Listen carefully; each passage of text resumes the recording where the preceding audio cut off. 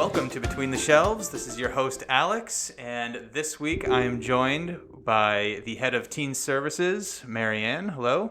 Hi, Alex. And adult librarian extraordinaire, Peter. Hello. Welcome back. Thank you. Yeah, this is both of your second episodes, right? Peter was on the mystery episode, and Marianne, what was the? Did we have a topic, We or didn't was really just have a topic. No, we were just kind of talking about what we were into. Favorite with books. Melissa, one of the other teen staff members. Yeah. Yes. Favorite books. Yeah. So this episode, we're going to be talking a little bit about TV, some current shows that are out right now, just got restarted for the spring. When I mentioned that I was going to be doing a podcast for Save a Library, the first thing anyone told me was you have to do an episode on Yellowjackets. Yeah. So later on in the episode, we're going to be talking about Yellowjackets. I promise. But before we get into like specific shows, I just want to talk a little broadly about TV right now in general. So a lot of people, you hear a lot nowadays, like we're in the golden era of TV. I'm just wondering like what your thoughts are. Do you think that's true? Are we in like a golden era of TV right now? Or do you think it was another decade was the golden era of TV? I don't really think we're in the golden age right now of TV. I think it was back in the 50s when it really did first start, because that was when all those genres began. That we're all watching now, and it continues. And I think each person's going to have a different opinion anyway. I mean, I wasn't around in the 50s, so for me, the golden age for me was probably when I came of age, maybe the 80s, the 90s. I thought the TV was great back then. Watching The Cosby Show, Growing Pains, like, for me, that's the golden era. Well, I guess now, I don't think so. When I mean like golden era, I don't mean like these are like the founding fathers of TV. I mean, like, what do you think was like the best time for TV? So you think it's like the late 80s, 90s? I think it was the 80s, 90s era. I think the Seinfeld days. I mean, there's not a day that goes by that I don't think of a line from Seinfeld. Like, it is in my life. It's influenced it. There's so many lines from Seinfeld that have joined our lexicon. Yeah, and I can't think of any shows right now, even though there's a lot of great shows. I can't think of any really quotable shows that would stick with me, 20, 30 years down the road. Yeah, some other shows from the 90s. I wrote down a couple here because I figured we'd mention the 90s because I agree. I think it was that's our era. Yeah. The Simpsons, that was huge for me. So it's still going today, but I think the best years were in the 90s.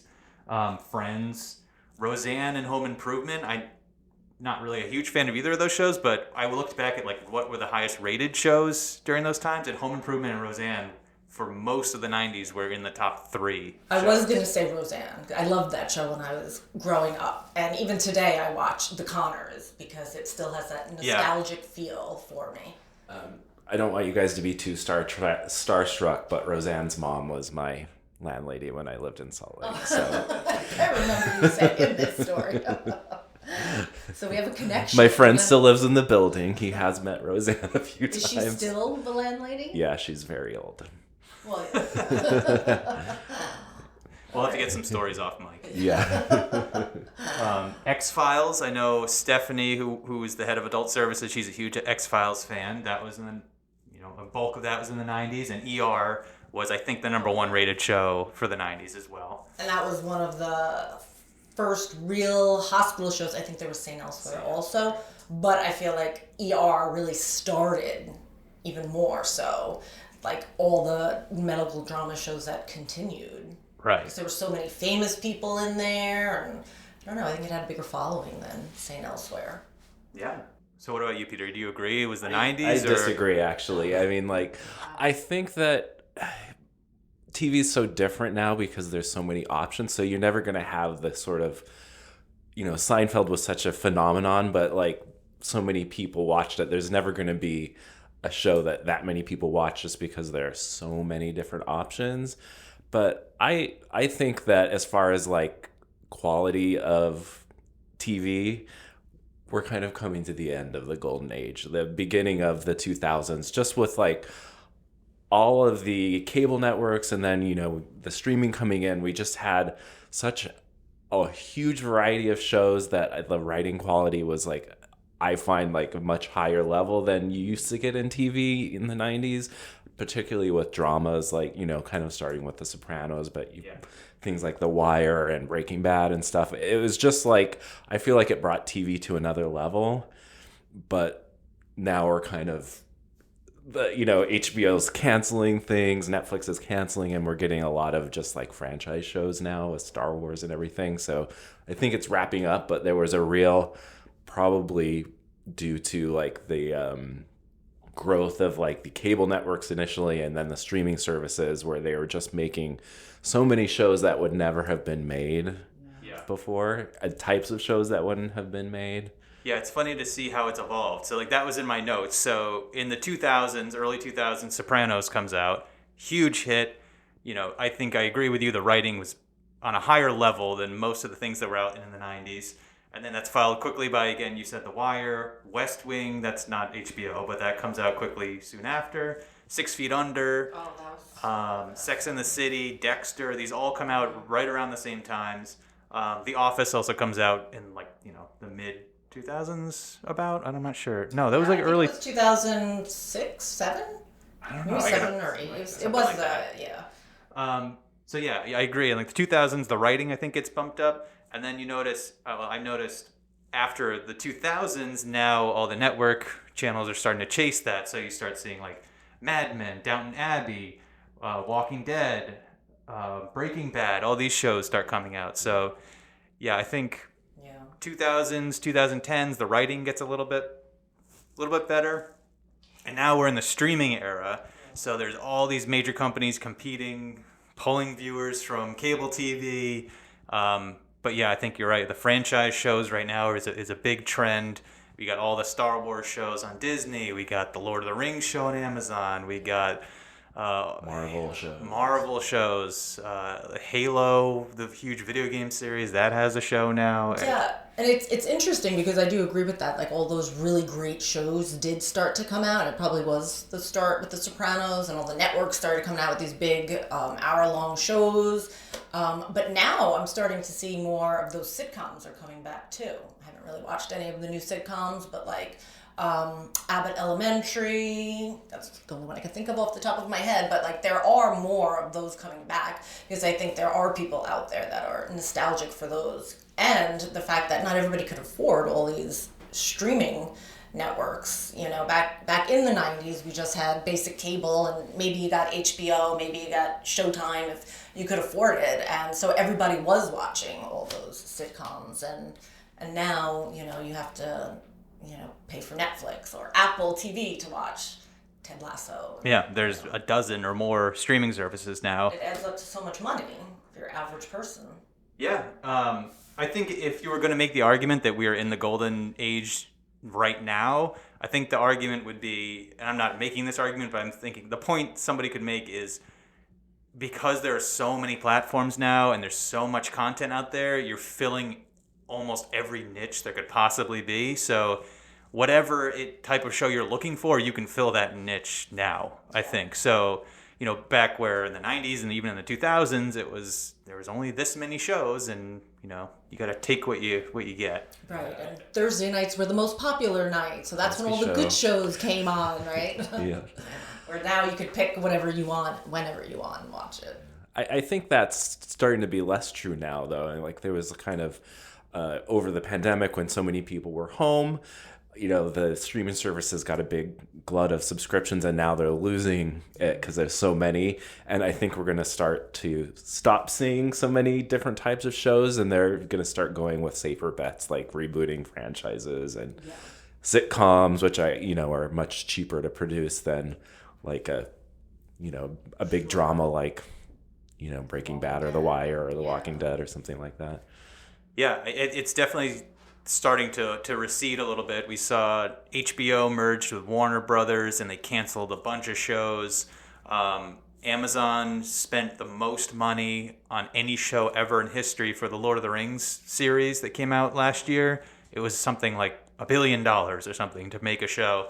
And I just saw a news article yesterday that said only 37% of people who started watching that show actually finished it. Including me, and I'm a big Lord of the Rings fan. I stopped watching it. So yeah, I mean, Amazon's probably the only company that can blow $1 billion to try to get a few more viewers, but who knows if that trend's going to continue. I don't think they're willing to just keep throwing $1 billion a season if only a quarter of the people are going to finish it. Yeah, seems like it's going the other way to me now. They're going to start cutting budgets for that sort of thing. Yeah. So I have a couple of quick facts about the streaming era that we're in right now. So cable subscriptions have plunged 40% since 2015, mostly by those under 50. Most of the people who cut cable often cite it's too expensive and the content they want is online. That said, 51% of new shows are on streaming platforms. That's up from 13% in 2016. So most of the new shows that are being made are for streaming platforms now. And just to keep everything, in context, the overall minutes of TV watched per day has remained flat since 2016. So people are still watching the same amount of TV, but now the streaming portion of it has doubled. So it's now surpassed regular cable. Interesting. So people are still watching the same amount of TV. It's just they're watching it on streaming services now. And if you are one of the many people who think their cable bill is way too high and you're interested in cutting the cord or want to know what that means, I'm teaching a class on it on June 5th. So check your calendars. The next newsletter will have that, and you can sign up, and I'll teach you how to save some money and get some of the cool content that we're going to be talking about in this episode. That's a good class to have, especially for older people. I've done this class about a half a dozen times now, and without fail, every time I do it, I get 24 to 30 people registered, and I get a lot of nightmare stories about cable bills, but I get some very interested, attentive attendees. I hope some of them take my advice, because I've cut the cable almost 5 or 6 years now, and I do not miss it at all. Yeah, I haven't had cable for years either. Same here, but I think I'm paying more now for all of my. It's getting to the point. So, so it's getting a little ridiculous. The benefit of streaming, though, is you can always cancel it and redo it again. Like when the show you're done, like Mandalorian's over, so I'm going to get rid of Disney Plus. That's kind of what we do. That's what I did. I got rid of Peacock so that I could get pay for the Showtime app. So and Apple, I had to do Apple. Yeah, you have more flexibility. Yeah. More flexibility, more management, but yes, like a la carte. Just pushing that money around. Okay, Exactly. I'm pushing it into Showtime this month. Yeah.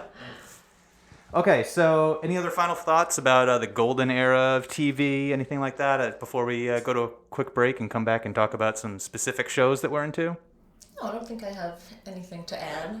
All right, let's take a quick break, and we'll come back and we'll talk about, I promise we're finally going to talk about Yellowjackets, and we're going to talk about some other shows that we're into.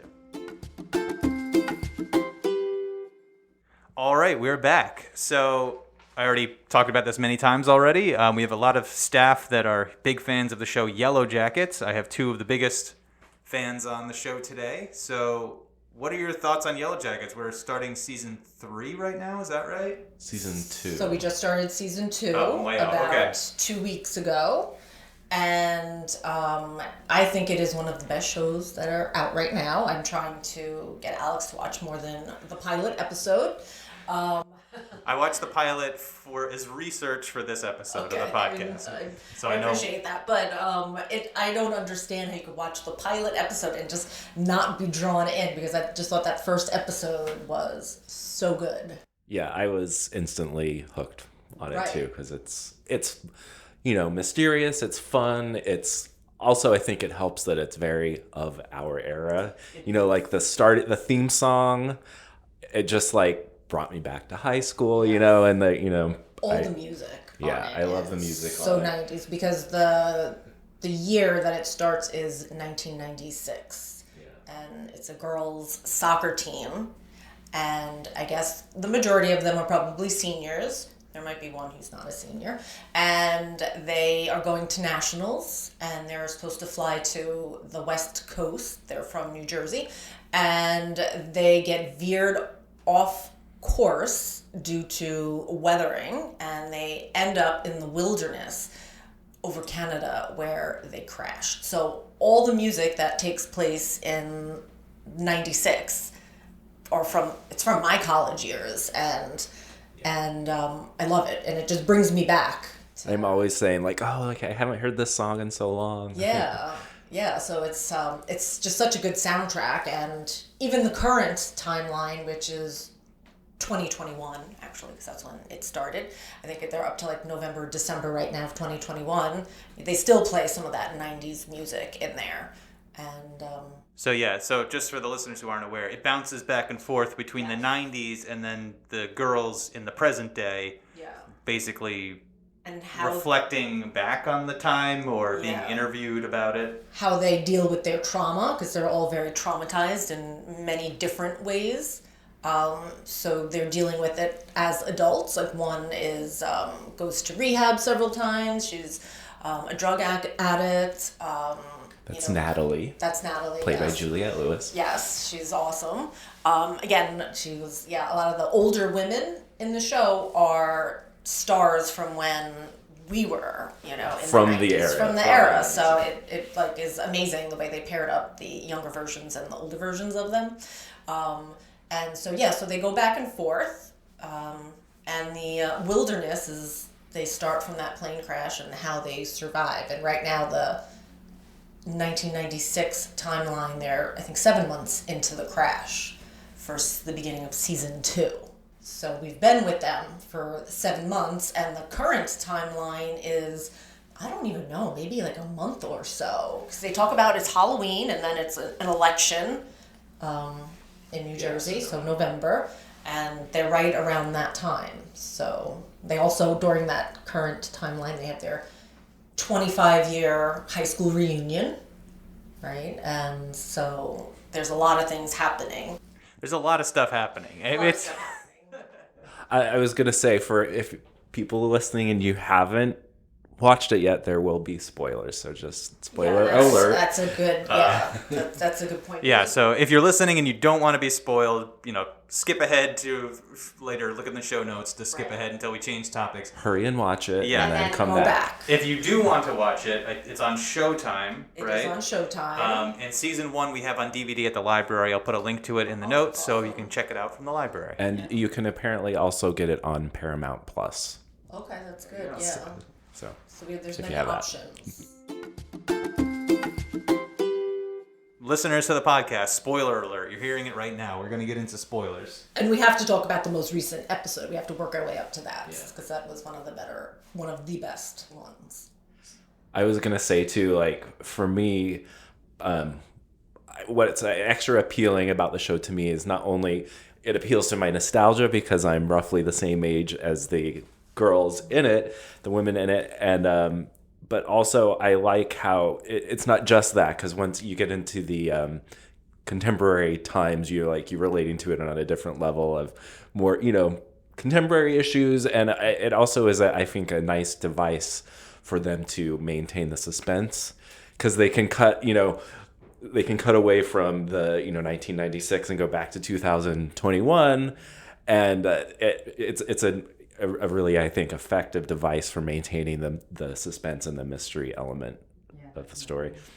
Yeah, I think a lot of shows do that now, where they'll have 2 plot lines going and they'll bounce back and forth. Like all of the Star Wars shows do it. Yeah. They'll have 2 things going on, and like when one gets a little too heated, they'll bounce to the other, and it just keeps you watching. Yeah, it's effective, especially for a show like this that has such a mysterious, occult elements to it, that you don't quite know what's going on. Yeah, I don't want to compare it to one of its predecessors of Lost. I don't know if anybody here watched Lost, but they also did the same thing with the flashbacks, and they had the flash forwards, and it was a lot of cutting back and forth in their timelines. Yeah, that connects to one of my concerns about the show, is I'm worried that it's going to be like Lost and have a deeply unsatisfying ending, because when you're building so much suspense, it can be very difficult to have a satisfying payoff for all of that suspense. So. And people are very divided Fingers on the crossed. ending of Lost. I hate it. I did not like it either, but I actually had this discussion with Melissa in the teen department also, and she's one of the only people I met who loved the ending. And then she recently explained to me her interpretation, and I'm like, wow, that was a really good, that made me think, a little twice, but I still don't like the ending, but she had a good explanation for it. Did you ever watch Lost? I watched the first season. Oh, okay. This is going to be a reoccurring theme here. Okay. theme we come You're back more to. of the movie person. Yeah, let me talk about that for just 1 second. So I don't watch a lot of TV, and it's nothing against TV. I think TV is just as good as any other medium. I just prefer movies because I know it has an ending. Like, I know it's a complete story. Even if I don't like the story, I know it ends. Where a lot of shows, half of the time shows don't know when to end, especially American shows. They just go on and on and on, and I feel like the writing teams either get switched over or the writing teams don't know how to end it when they started. So I can't invest in something that's going to run on and on and on if I don't know when or how it's going to end. Yeah, it's true. It does. You do get burned by that sometimes. It's the same like with books. I like reading series, but now I've learned let the series finish before you start reading it because you can just... I do that with shows. I'll wait until a show is completely over before I start watching it. I'm trying to think about... I was once like you, Alex, and I once did that. I was once like you. But that does lead to another completely different discussion about like shows that did end and like what had a great ending and what was really disappointing. And like you brought it up before, 6 Feet Under, which is notorious for having one of the best endings ever and just feeling so complete at the end, whereas Lost, I was just like, what did I spend these past, 7 years watching? Like, I felt so let down. I did watch 6 Feet Under all the way through, and I agree, it's one of the best shows. Best show, best ending, yeah. Definitely. And it always makes, like, the top of the list. Help launch the career of Sia. Oh, yes, yeah, that song at the end is, like, it just makes you sob. So, I just want to throw that out there. Sorry, where were we? Do we want to talk about? I mean, it's really a part of the appeal of it to me too. Is like just the acting. I have some really great actors in it. I particularly like Juliette Lewis in it, and I find the current storyline where she's. We're skipping ahead a little bit, where she's abducted by the cult from the lady from and I'm like, she probably has some insight into this because she's like a lapsed Scientologist, so. And she was also a pretty wild, younger person, which is perfect for her character when she's younger too. Yeah, who was also like the wild one in the bunch and had the reputation, but all the younger versions of them are so perfect to the older ones, and I wonder who they selected first. Did they go with the younger versions or the older ones and then find the younger versions? They're spot on. I mean, I feel like they probably did because the older versions are like established actors, and so my guess is that they started there and then found someone to match because I just realized I was listening to an episode of Fresh Air with Melanie Linsky, who plays Shauna in it. Did you know she's from New Zealand? Yes, yeah.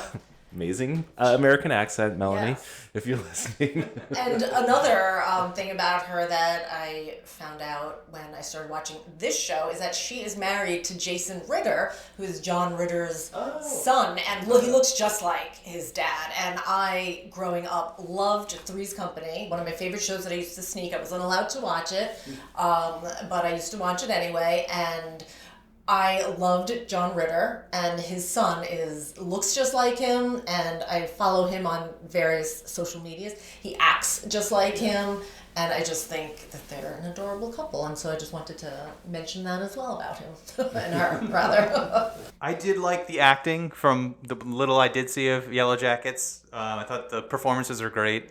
I think it has a very distinct tone. The reason I probably won't continue is I can't stand like high school drama stuff.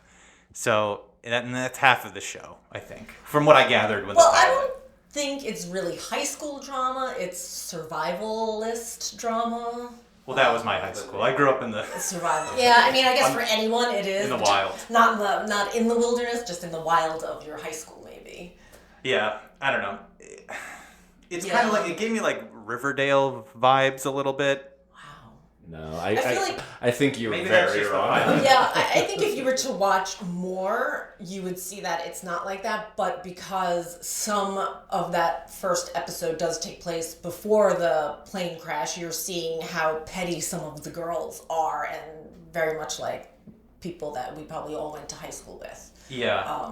But they get past that. The show is also very dark, and that's not something I gravitate towards. Yeah. I usually like the shows I do watch either have comedy or they're more drama, but this is just like dark. The show's very dark, subject-wise and visually. It's very dark, so you can't have any glares on your TV when you're Always watching having it. to turn the lamp off behind you. Lamps, shades need to come down, and the lights on. It's difficult to watch. Yeah, I mean, that's one of the things I like about it, because I like a dark element. I like horror movies, so that definitely appeals to me. Especially, I like the kind of occult element to it. That's something that I like, and not in real life, but Yeah.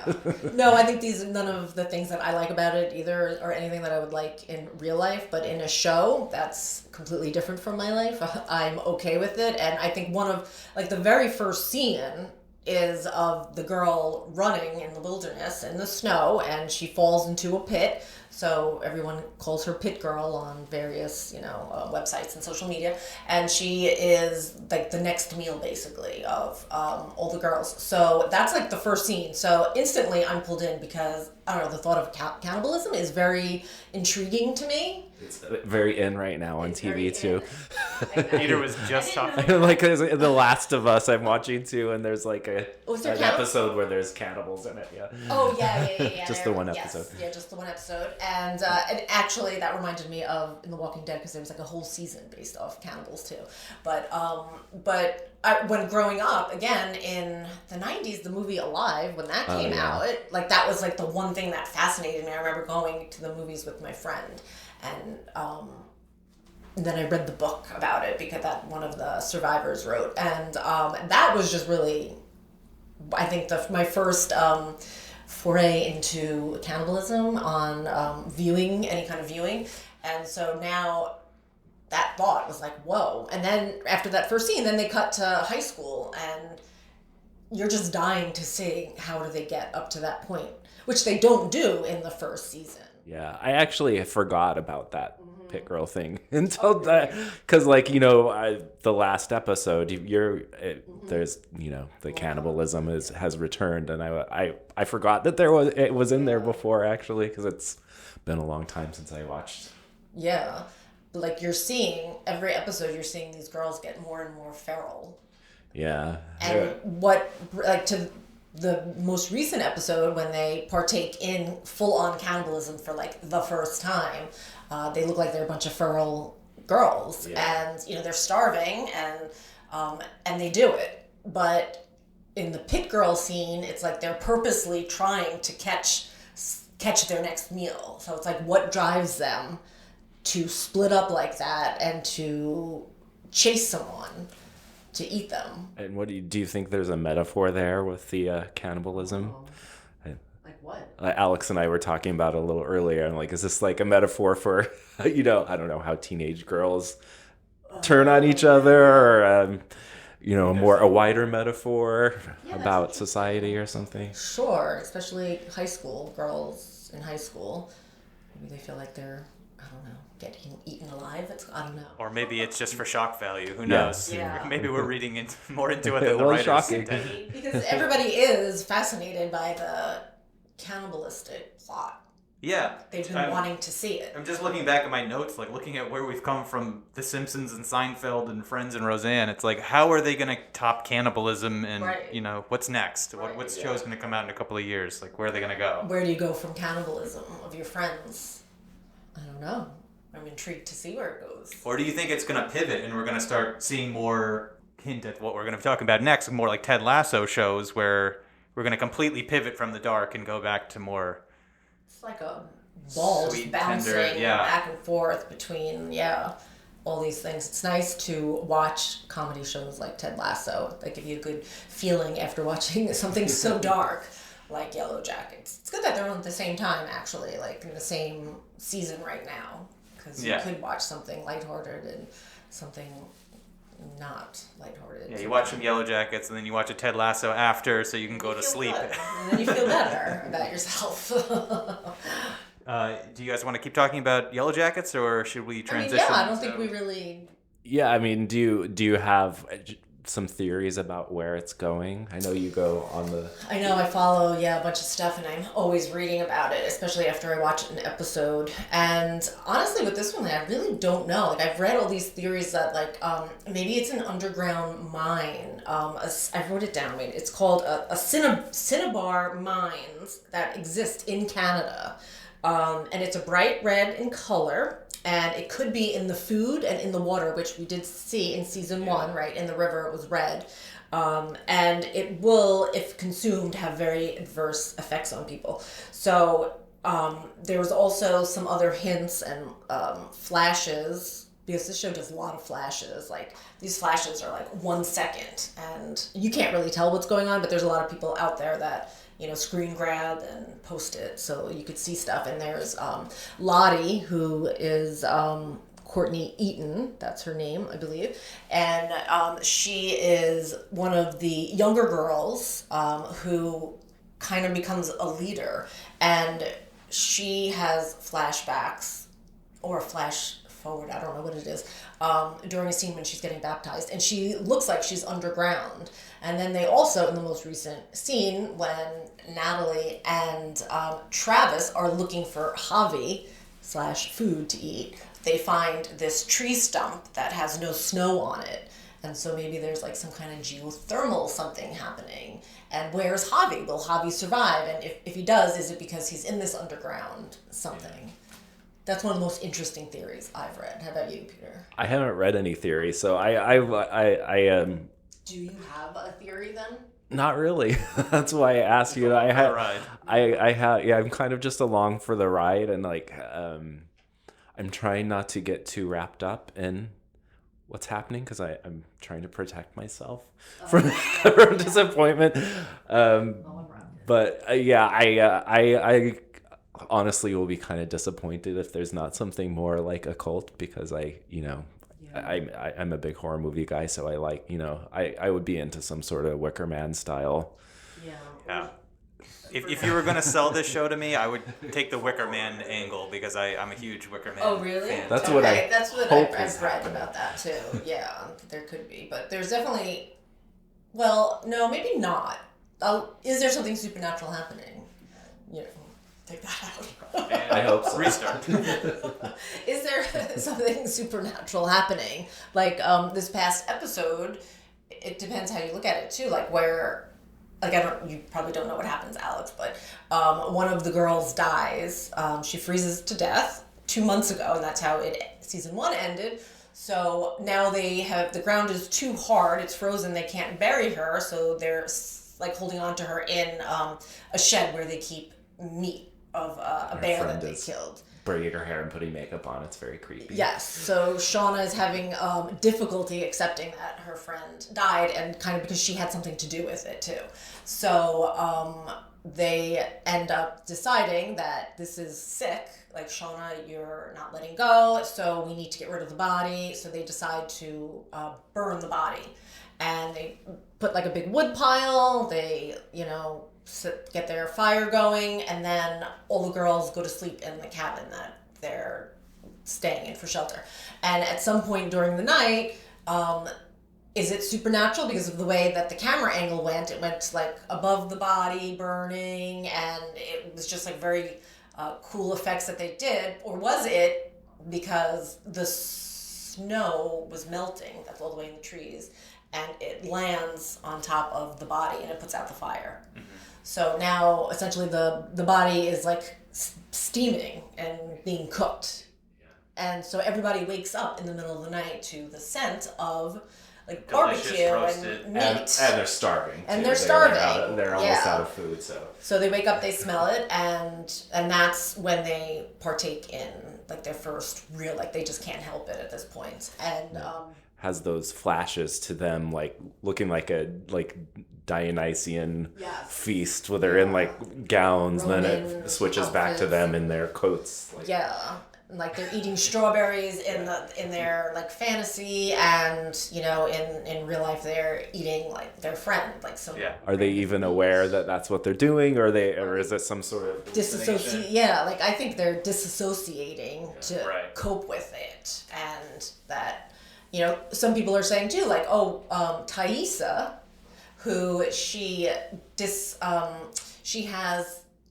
I don't know what it is. Like, she separates, disassociates. it's like almost sleepwalking. It seems to happen when she falls asleep. She's a little bit violent when she sleepwalks, and these weird things happen, some like cultish, and maybe she wasn't even really there. Maybe it was like her in her sleep state, because it was while they were all sleeping. Like, will she remember what happened? I can't wait for the upcoming episode. Like, how are they all going to look at each other the next day after they wake up and have to face what they've done? And then there's poor Coach Ben, who will probably be their next meal at some point. And he was the only one that did not partake in it. He was disgusted by it. I was watching horrified from the... Yeah. Oh, so it's not just the girls that survive the plane crash. It's their coach, There's one too? coach, but he's injured. And He has one leg. Yeah. He's not much of an authority figure. They don't listen to him. He tries to be the moral compass. And there were two boys originally. No, one of them's missing, and there's other one is still. Right. And they're brothers. So there's one boy, all the girls, and poor Coach Ben. And so he will probably be like an upcoming meal for them. And it's just interesting to see where it's going to go. Like, I'm just excited for each episode. Very dark. Sounds tantalizing. You are selling I know. it. You're selling it. I was reading about the ending yesterday, even though I already saw it. I was just like reading, and I was eating a sandwich. And I don't really think that you should, definitely don't watch it while you're eating, and maybe not even read about it, because it wasn't the most appetizing meal I had. It was gross, yeah. All right, so maybe we should take another quick break, and we'll come back with a little bit of a lighter show, Ted Lasso. Sounds good. Yeah. All right, we're back. So let's change topics a little bit here and switch to Ted Lasso. So Ted Lasso is now on season 3. Just started. What are your thoughts on Ted Lasso? I think Ted Lasso is one of the best shows around right now, for that lighthearted, heartwarming feeling that you want. And I came into Ted Lasso right after finishing Schitt's Creek, which is one of my all-time favorite shows. I could just watch it over and over again, and I just was craving something also so heartwarming, and it's laugh out loud funny, but it's also, it just makes you smile. Yeah, it really came at the right time for me too, because when did it start? Was it 2021 too? Yeah. And it wasn't like a really great time for me personally, and for a lot of people. And it was just a breath of fresh air. And it's not only is it it's heartwarming and laugh out loud funny, but there's they do like tackle some serious issues, and I think a really thoughtful way, and fun show. It's a fun show, and but it's more than that, Yeah, and one of the things I do like about it too is, aside from Jason Sudeikis, although I probably mispronounced Sudeikis, I always mispronounce that. Thank you. There's really nobody on there that is well known. A lot of them were new, at least to me. Yeah. Especially the men. A lot of like the young men from like different countries are all kind of new. The only one I knew was the ex-husband of Rupert. Rupert is Giles from Buffy the Vampire Slayer, I who never was saw that. the librarian in Buffy. So of Oh. course Another 90s show. he was important to me. Okay, yeah, I didn't know who that was. But yeah. I think you're absolutely right. Ted Lasso coming out right basically in the beginning of the pandemic really served it well. I think it won the Emmy for best show. I don't know how the Emmys work, but it won that year. And I'm glad you mentioned Schitt's Creek, because that show was already out for like 3 or 4 seasons or something at that point. But as soon as the pandemic hit, everyone wanted something to make them, take their mind off how dark the world was. They wanted to laugh. And Schitt's Creek just blew up. And then it won a bunch of awards for its final season. Yeah. So yeah, I think that was smart to mention that. I think it really came at the exact right time. Yeah. I watched season 1. I didn't go on after that, but I liked season 1 a lot. I thought It was very heartwarming. Yeah, I think it was just like a perfect balm for everyone's fears. Yeah, and Ted Lasso, similar again to Schitt's Creek, like the character development is really well done. I mean, you watch the characters really growing and changing through each episode, and there's not a lot of shows that really do that. They're just, in situations or whatever, and there's a lot of continuity errors in other shows, but Ted Lasso, like every episode just connects. And I think that particularly in season 2, and for people who maybe don't know, it's the story of an American football coach who moves to England, and he takes over a struggling soccer team as a coach, knowing nothing about soccer, but having a lot of positive energy. And the first season is a lot of just the positivity from him and getting the team spirit up and that sort of thing. But it's definitely not really, I'm not a sports guy at all, and it's not like your conventional sports show. It's not really about that. It's about the characters. But I was gonna say in season 2 is when you really start to see the development, because that's when some of the darker elements come in. His anxiety, and they get the team like therapist comes and everything. And I think that's where it really kind of, when the second season started, I'm like, I don't know what they're gonna do with this, and they found a way to like take it a step further. Yeah, I think they're only doing 3 seasons. Like, is this the last one? Like, they have a particular amount of time. I hope it is, because I'm enjoying the 3rd season, but I'm feeling like they're starting to repeat themselves a little bit, and then there might be some diminishing returns, and it would be probably overall a better thing if they end the story and don't try to keep it going. Sure, like one of the seasons was about them trying to make the Premier League, right? And now they're in the Premier League, and then we're watching like some of the relationships develop between the characters, but not to overdo it. Yeah. They probably should end. What do you think about the whole Roy and Keeley? Keeley?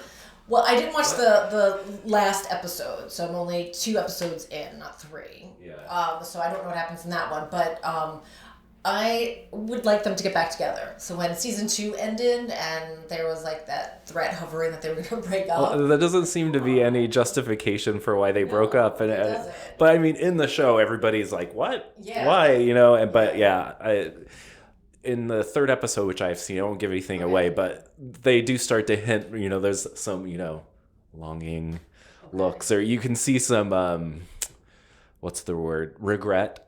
With Roy, maybe he's having second thoughts about having ended it. But. In the 2nd season, Roy was getting friendly with his niece, Phoebe's teacher. And so I thought they were going to play that out, were they going to start some kind of relationship? But so far in the first 2 episodes, have not seen any of that. So I guess that storyline dropped.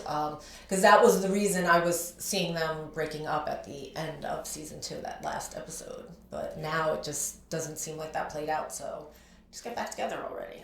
They're just a happy couple that makes you laugh. Yeah, it was part of the feel good there, the back and forth, because he's gruff and she's so, it was like a nice they had a nice back and forth that was I felt like a good part of the main heart of the show, and it suffers without it. It does, for sure. Yeah.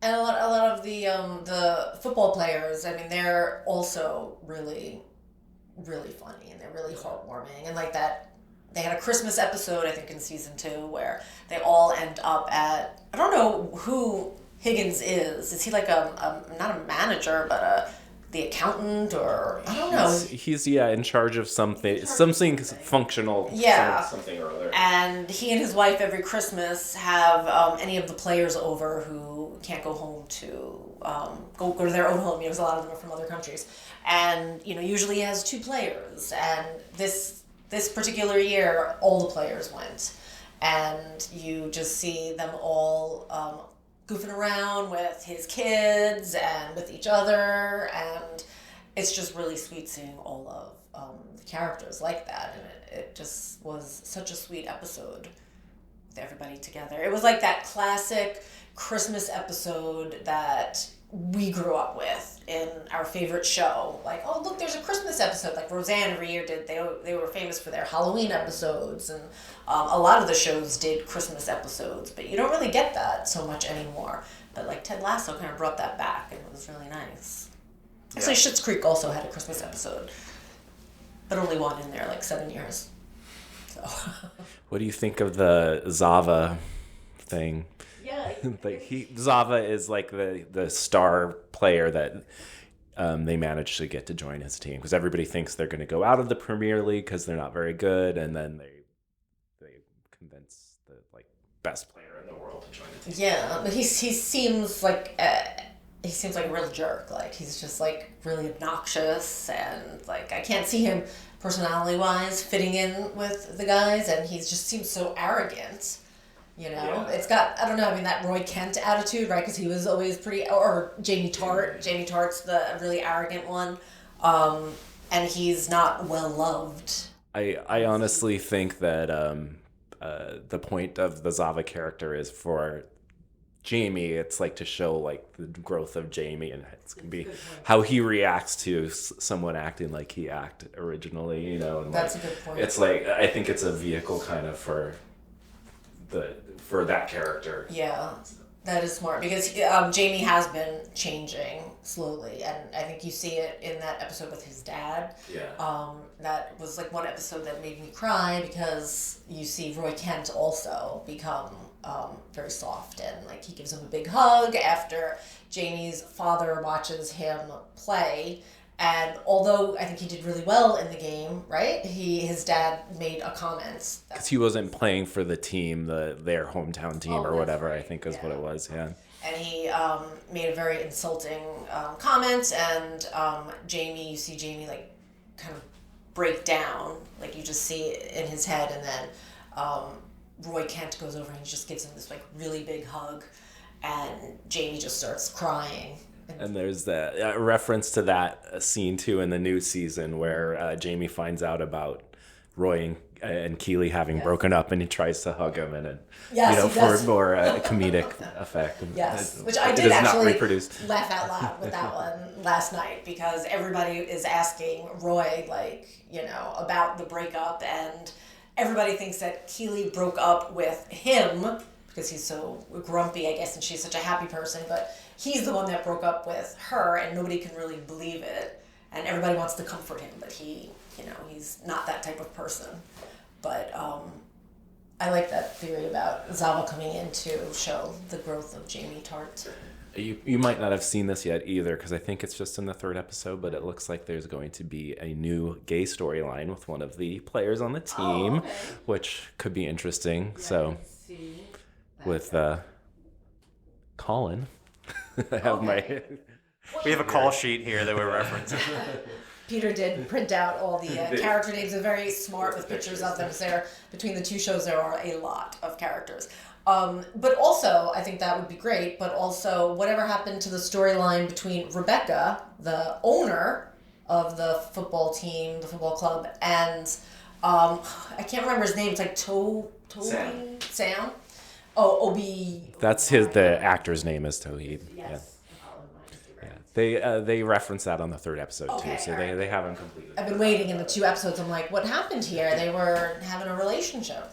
Okay, so that's good. And he's also a very lovable character. Yeah. And I'm glad in season 2 that they started giving him more lines because he's funny. Sorry, I can't contribute to this conversation. Yeah. That's all right. We don't need you. Yeah, that's true. I could have basically just turned on these mics and left the room for most of the time. Okay, so let's go to one final break. When we come back, we'll mention some other of our favorite shows. Just run through them quickly. We don't have to go into in-depth conversations with them. And we'll call it an episode. How's that sound? Sure. Sounds good. All right, we are back. So does anyone have any TV recommendations they have? Not something that's currently playing, but maybe we're in between seasons or something? I have a list of shows that I do watch. Maybe I'll start off. Yeah, let's hear it. Okay. So I guess one of my favorite shows going on right now is What We Do in the Shadows. It's on Hulu, and I guess FX or FXX or something. I started watching it because I'm a huge fan of the movie What We Do in the Shadows, and I am obsessed with Matt Berry, who is one of the actors. He plays one of the vampires in the show. It's a comedy show, I should say, if you aren't familiar. Matt Berry is amazing. I've seen everything he's been in. He's hilarious, so I'm enjoying that show. I think there's season 5, I think, is coming out probably in the fall. Yeah. Another show on Hulu is Only Murderers in the Building. I am way behind on it, but I am enjoying it.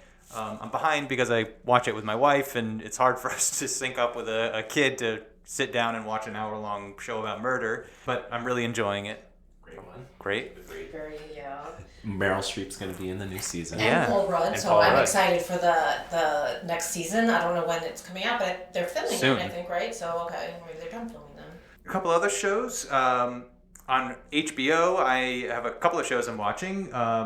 Peacekeeper is a DC Comics show. I don't usually like superhero movies or shows, but I liked the director. I'm blanking on his name. He did the Guardians of the Galaxy movies.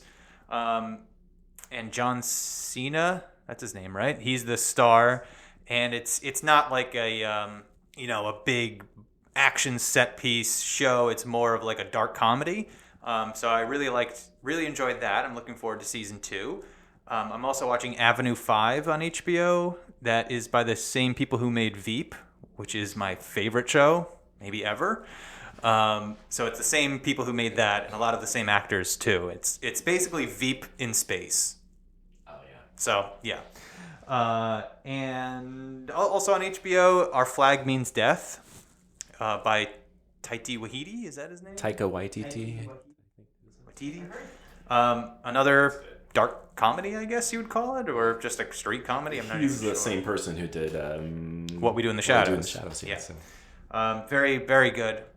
I'm really looking forward to season 2 of that. Barry, the final season of Barry, is coming out this year. Yep, that's with Saturday Night Live guy, Bill Hader? Bill Hader. Yep, that's a great show. And this is a show that they only do a season every few years. Fargo, it's on Hulu. I think they just did season 4, but they take like multiple years in between each season, and each season is a standalone kind of mini-series. They're not connected. Great show. Season 1 is still my favorite, but the latest season 4 was very good as well. It had Chris Rock, Jason Schwartzman. They have an amazing cast every season. The new one they just announced too. There's somebody I was excited for. I can't remember who it was. Oh, I didn't even know they That's announced going to be in the season new 5. season. Anyway, Google it. Stay There's something tuned, yeah. exciting. And then the last show is The Marvelous Mrs. Maisel on Amazon Prime.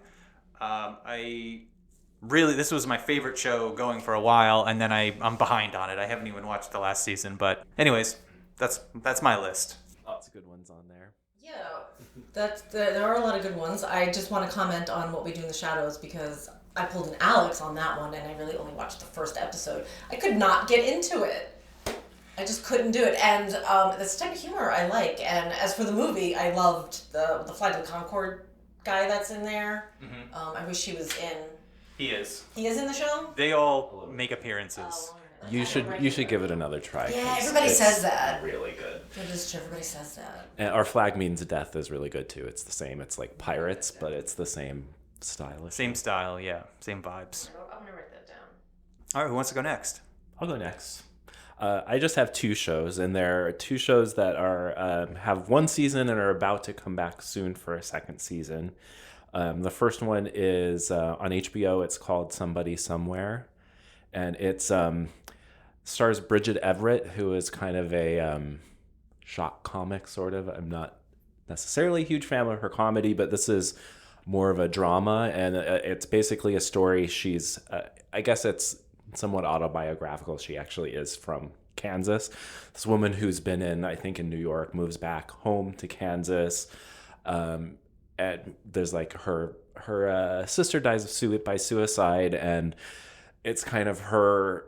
She's just in this haze. She'd been moving in with this, and she has this kind of dead end job where she works at this company that like grades tests that people. It's like really, and she meets there's a guy from her high school that works there too, who she doesn't even remember, but he remembers her, and they strike up a friendship. And it's funny, it's sad, it's just really, really well written, and it's a great show. It's got, I would say, on the heavier side than something like Ted Lasso, but it similarly has a lot of heart. It's still funny because it's like the two main characters are both comedians. It's Jeff Hiller. I don't know if you know who he is, but I like him a lot. Anyway, that's really good. I'm really looking forward to the next season. Starts next month. And then the other show that I really love is Severance. That's on Apple TV Plus, and it's kind of a sci-fi show starring Adam Scott. Great cast. It's got John Turturro, Christopher Walken in it, and it's kind of a sci-fi show in that like they work in this place where basically you're severed. It's a big kind of like huge company, almost like an Amazon thing. You don't even know what they do because they kind of do everything, and basically you're severed. So when you leave work, you don't remember what happens at work, and when you're at work, you don't remember your personal life. And Interesting. And it's the way it's filmed. It's very stylized. The offices are these weird. They look like, the computers they use, and they're doing this weird like. They don't even know what their job is. It's like they're looking at these screens with numbers, and they're supposed to like press a button when the number feels dangerous. Mm-hmm. It's like really weird, but it's really good. And that's on my list. That one has looked really good. Really and now that I have Apple again for Ted Lasso, I'm going to put that one in. And just a side note to flex for Sean, who was on the Oscars episodes. He right now is a PA on Severance. In the city, and for season 2. Wow. Yeah, and he met Adam Scott. He was telling me about it the other day. So you're welcome, Sean. I just plugged you there. So those are my two. Okay. So I did Only Murders in the Building, and I think that's one of the best shows out right now. I watched that one too. Oh my God. Steve Martin and Martin Short are hilarious, and they are just so great. And I love that they're back for a show like this, for like a new generation of people. I watched, this is a documentary, but on Netflix I watched, I think it's called M370, and it's the Malaysian flight that disappeared in I don't remember, 2019 or something, and it's a 3-part documentary that's really good. And they just talk about conspiracies like 3 major conspiracies, what they think might have happened. And they really never even found out what happened. And I was pretty disappointed at the end where like really they have no new information that leads to what may have happened. That was disappointing, but it was really interesting to watch the show and to like really learn about it. So if you like documentaries, I have like a plane crash theme here, so I do recommend that one.